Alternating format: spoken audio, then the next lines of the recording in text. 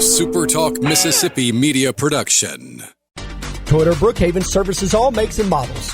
That could be why we were voted best service department the past 2 years. Come see why. Exit 40 Brookhaven or online at ToyotaBrookhaven.com. Great service, great savings. At Toyota Brookhaven, we deliver.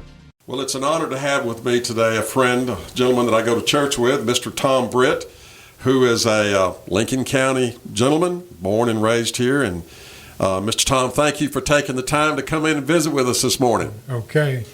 Well, I think we have to start because we've been sitting here visiting a little bit before we start recording. And you were telling me about where you are from Lincoln County, but where you lived. Tell us where you lived. I lived on the county farm out here in Lincoln County. Now tell folks that may not know what the county farm was back in your day. It was a prison farm out on 84 Highway right near where the city dump is now, is where the whole house and the whole farm was there. Okay, so now you weren't a guest at the county farm. Tell us how you ended up on the county farm. My father, he was the superintendent of the county farm, and I used to, if they raised corn and stuff like that on the farm out there, milk cows, had hogs, chickens, you name it, they had it just like a. And that's why they called it the county farm. And back then, that's where they put folks that were arrested locally, I would imagine. And they anywhere from 6 months to 18 months. Okay. Prison term. $25 fine. If it run over $25, they would send you to the pen. But other than that, just small stuff. You got to visit the county farm and work on the farm. Visit the county farm and plow a mule. That's really interesting. Now, your dad's name was Homer Britt, and he was the superintendent of the county farm. Superintendent of the county farm. How about that? All right, you grew up there, and you had a home there, and you lived there, and you said, I think, until you were on up, almost out of high school. 17 or 18 years old. I joined the service when I was 18. And you went to school at Brookhaven High School? No, started out at New Site. At New Site. And I went from there to Brookhaven, Fair Oak Springs, Hikes Retreat. Oh my goodness! New Site, and Lloyd Star, and then Lloyd Star. I hit all of them. You made a visit to all of them. Yeah. Well, that's really interesting. But let's get into your military experience, because you and I have talked a little bit, and you were actually very fortunate and very gracious to bring a bunch of old pictures of you actually in Korea, where you served during the Korean conflict. But you went into the Army. And went through basic training. Where'd you do your basic training? Fort Knox, Kentucky. Fort Knox, Kentucky. And from Fort Knox, you were sent to Korea. I got out of basic training at Fort Knox. They gave me 1 week leave. I came home, reported back to Fort Jackson, South Carolina. They loaded us on an old troop train. Goodness. With wooden seats. Goodness. We rode that thing all the way to California. It took 4 days and nights to get there. Oh, my goodness. And when we got there, I spent one night there. They loaded us on, carried us out, and loaded us on airplane. Oh. And they called out 42 of us. All the rest of the soldiers were going to Korea, to Japan, on these old boxcar planes. They called out 42 of us, carried us out to the civilian airline. We got on civilian airline and we flew all the way from California to Alaska. Got off the plane, eat breakfast, got back on the plane. Next trip was Wake Island, got off there and eat lunch. And the next time we were in Japan when we got there, and we spent that night and the next day they put us all in a line and issued us weapons, issued us clothes, all of that. And we spent that night in Japan, and we got on the ship the next morning, and we were in Korea in a few hours. Well, first of all, it was probably fortunate that you were riding on a civilian plane, because I know what a boxcar plane is, and those old Army, Air Force they were awful. They were small and they were cramped. That's right. Nothing real, like an old canvas fold-down seat on the side of that fuselage. I was a lucky joker on all of that kind of stuff. Getting away. Well, let's talk a little bit about Korea. Now, you got there. What time of the year was it? Was it winter or summer? It was in the spring. Spring. Well, that's good. Early spring. So you didn't have to worry about that particular winter, but I understand the summers were pretty tough in Korea too. Well, we went through all that summer and that fall and that winter, and I got wounded. Later on, it was getting. Well, I think it's interesting. You were telling, we were talking last night at church, and we were talking about the fact that you were in the 7th Cav, which is a very illustrious unit, goes all the way back to General George S. Custer. Yeah, I joined the 1st Platoon, 2nd Platoon, 7th Cavalry Regiment, Fox Company, F Company, 7th Cavalry, 1st Cavalry Division. That's where I was at. Wow. And wow. I think that company and that regiment was probably the most famous regiment of the 1st Cavalry. Just reading on on some of the websites, I looked those things up and was reading about some of the battles that, first of all, your particular group was in. Pretty intense battles. Several of the fights were just really huge, fighting the North Koreans. I don't know if did you actually remember if you had any contact with the Chinese? Yes. You had both North Koreans and Chinese. North Korean and Chinese. Okay. At the last there, it was strictly Chinese. Well, you've got. Many That's right. Korea. That's right. The North Koreans had been probably pretty much whipped, and then the Chinese got involved. Well, there was several stories, and I think this friendship with a gentleman that was a World War II veteran. I believe his name was Kokent. Yeah. And you were telling me that story, and you got to tell us about the pet milk, and then you also have to kind of go into what happened to your friend. He was one of these type. He was in the World War II, and he wouldn't have anything weapon-wise. He wouldn't take anything but a BAR, we called it. Browning automatic rifle. Browning automatic rifle. That's all he would take. And time you would issue him a new one, normally in a month or so, he would burn the barrels out and they'd have to give him a new one. Wow. He would that thing would be red hot. And you said he was extremely accurate. Nobody wanted to fool with him. He was one of those type, and he was kind of a loner. He didn't take with a lot of people. Well, I'm looking at one of the pictures you brought with you, and it's a picture of him. And you got to tell us about the pet milk and the backpack that he carries. It's because it's not military issue. No, it's an old A-frame. He found those Koreans used it strap it on their back to carry their wood or whatever they was carrying on that, and he carried that thing with him all the time, and that was his backpack instead of wearing the government issue, GI issue. And he always kept an old skillet, iron skillet. He found one of those, and he would get a carton,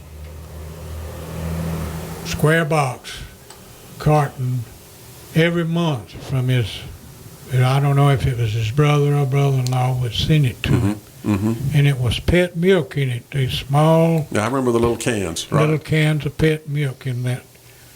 And he would try to get everybody to drink some pet milk with him, but it was in the summertime, and nobody would have warm condensed milk. I don't think so. Didn't want any of that. Right. Until one night we had set up a line, and I was having to go down the line and make sure we had been up there for about 40 days. And everybody was wore out and sleepy.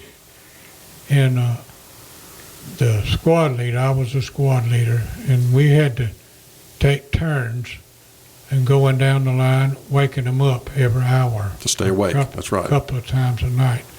Make sure everybody was awake. And he clicked his rifle that night, and I knew who he was. And I went on down to where he was at, and he was sitting there drinking one of those cans of pet milk. And he offered me one, and I took him up on it. And when I took a swallow of that pet milk, it turned out to be 100 proof whiskey in that pet milk can. All right, tell us that story. And he told me, he said, if you ever tell anybody what's in that can, said, I'm going to kill you on sight. And I never did tell anybody about the pet milk. How was it done? Tell us now. Till now. This is the first time you've ever told this story. I've told anybody. Tell us how he was doing this. They would pour this pet milk out of the can, his brother-in-law would, and wash the can and fill it up with whiskey and sort of the can Amazing. back and ship it to him. Amazing. He'd get a box every month. Amazing. But that was one tale about him. Well, we're going to take just a short break here, Mr. Tom, and we'll be back to, I want to hear how this story ends with your relationship and your good friendship with this gentleman that was a World War II vet as well. We'll be right back. Okay. Welcome back. Today we're visiting with Mr. Tom Britt, Korean veteran, and it did some pretty incredible things during his time of service in the Army as an infantryman, a part of the famous 7th Cav. Mr. Tom, we were just talking about this gentleman that was a World War II vet that you became buddies with, and his care packages that were pet milk. But you were also telling me the rest of the story about your friend. Would you mind sharing how that went?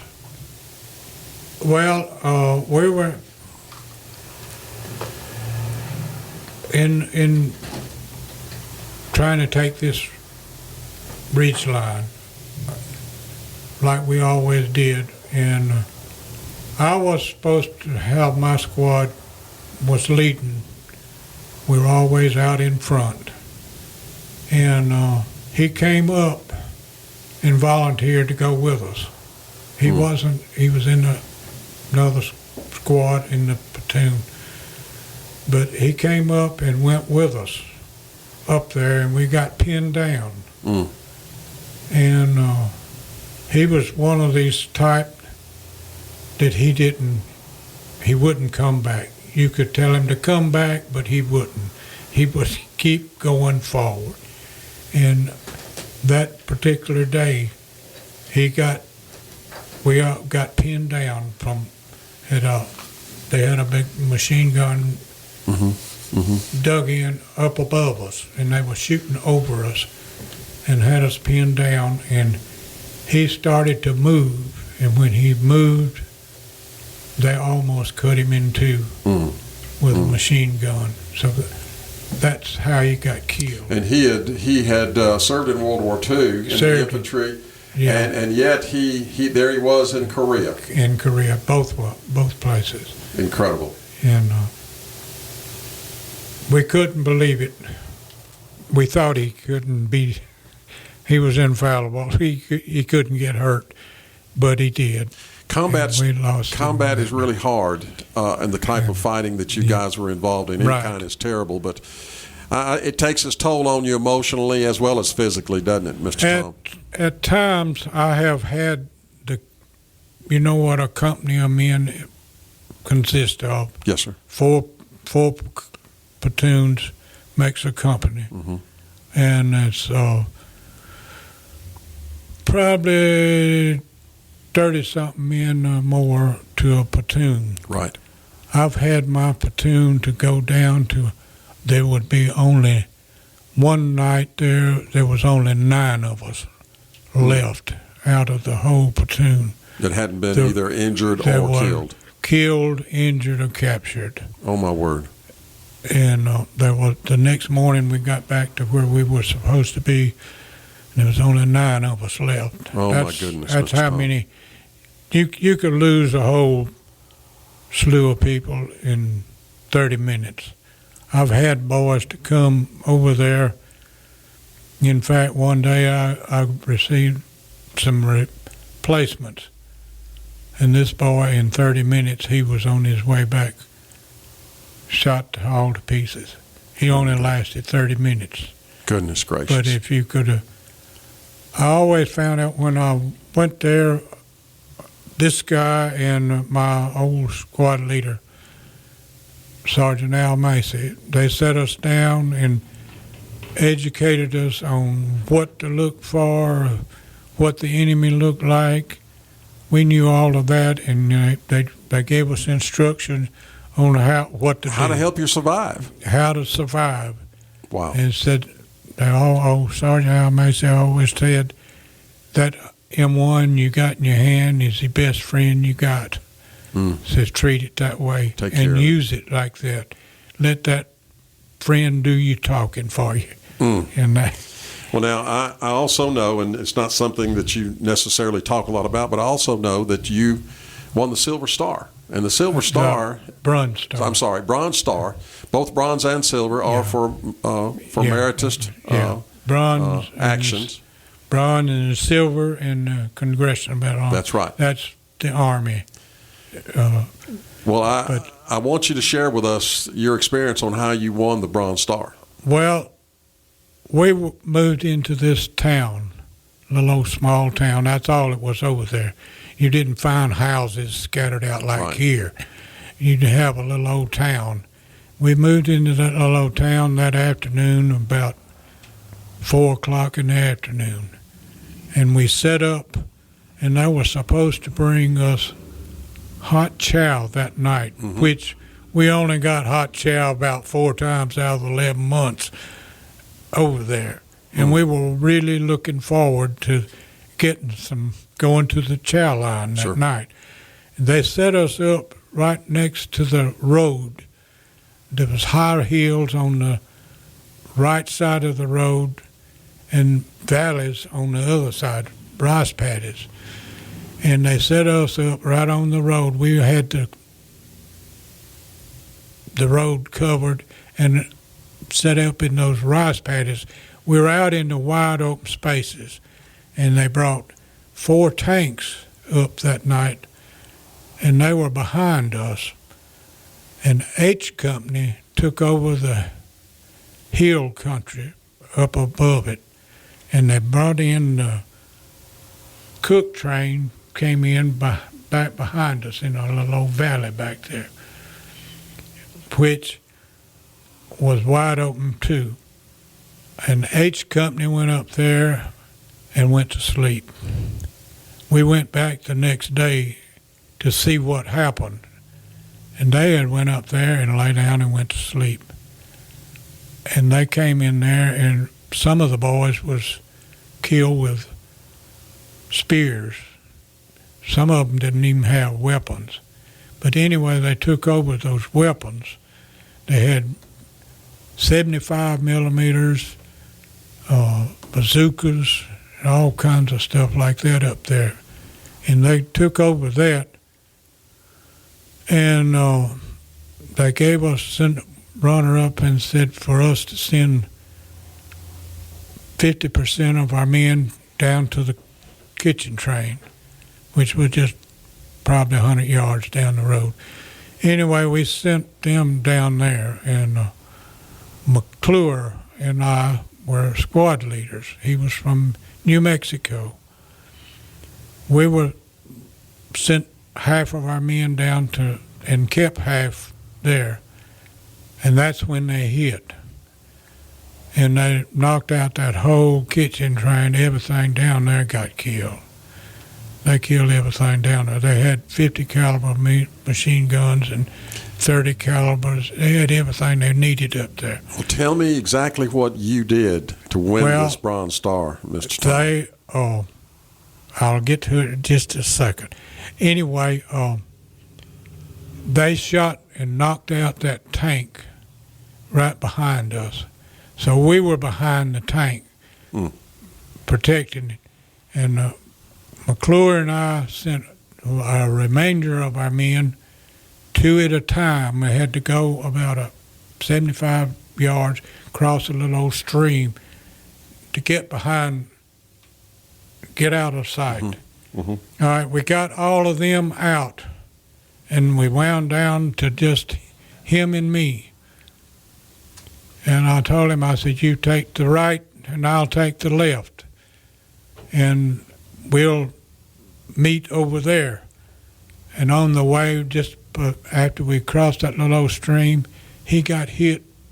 A bullet hit him, just missed his backbone and came out his side. And I ran back and picked him up, and we managed to get behind the hill. And we knew that the only chance we had was to go and catch up with the rest of them.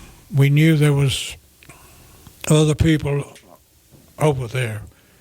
So we were by ourselves, and I carried him as far as I could go. He went as far as he could. He told me, he said, I can't go any further. And I couldn't carry him because I didn't weigh about 115 pounds myself then. But anyway, I put him in a ditch, and I went on and got over to the other people, and this little old captain, they welcomed us in, and I told him what I had. I had a man over there that was wounded, and I told him I was going back to get. And he ordered me not to go nowhere, says you are not going anywhere, or you're not taking anybody with you. Says he's on his own. And I told him, I said, you can watch if you want to. And there was 3 of the guys that was in our platoon volunteered to go with me back to get him. And we took off. That old captain, he said, you are going under strict orders. When you get back, you will be dealt with. Court-martialed. I told him, I said, you can do whatever you want to. We're going back and get him. And we got back to where he was at. We didn't know what was out there behind us. And we got to where McClure was. We didn't have anything but shelter halves, and we wrapped shelter halves around 2 rifles and put him on there, and we made it back to our lines with him and got him to an aid station. And I didn't know anything about it. I don't know who put me in for it, but they gave me that. But on the way over there to get him, we picked up another squad of men that was on an outpost, was lost, and they didn't know where to go. And we were able to get them back, so we got them back, got him back, got him to the hospital. So you were responsible, along with those other guys, for saving several soldiers' lives. Yeah. Incredible, Mr. Tom, and I'm very deserving for you to receive the Bronze Star. And you were also, and we don't have time to go into it, but you also were awarded the Purple Heart right at the end of your tour, and ended up going to the hospital, and from the hospital to the back to the States, and you were there discharged. Mr. Tom, I wish we had more time to talk. It's been an honor for me to have you here in the studio with us to share these stories. And again, let me just say to you, and I'm sure you've heard this before, but on behalf of the United States and a grateful country, we appreciate what you did to serve the United States and to wear the uniform that you wore. Could I say one more little quick? Sure. When I got back to the hospital, I missed seeing McClure one day. Goodness. He shipped out the day before I got back to the hospital, coming to the States. My goodness. And I missed him by one day. Wow. Well, thank you for coming in again, Mr. Tom. It's been an honor to have you in the studio with us, and we are grateful for your service to the United States of America. Thank you. A SuperTalk Mississippi Media production.